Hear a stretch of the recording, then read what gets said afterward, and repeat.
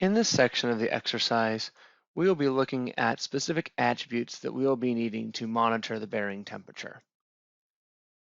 So if we take a look at the attributes for pump 1 and look at the bearing temperature, we'll notice there's a plus sign next to it, which we can expand to show all of its child attributes.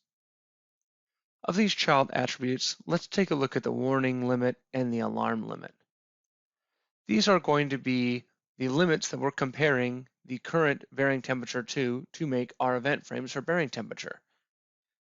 If you look, you can see that the warning limit is configured as an actual limit as seen in the properties on the right-hand side, and the alarm limit is the high limit.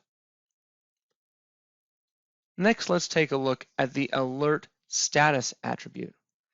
This is a formula data reference and has a fairly simple logic check. This checks if the temperature is above the limit. If it is, it writes 1. If it's not, it writes 0. We'll be using this in a later section to count the number of occurrences and the duration of loads. In the next section, we will also be configuring our event frame generation analyses with these limits in mind.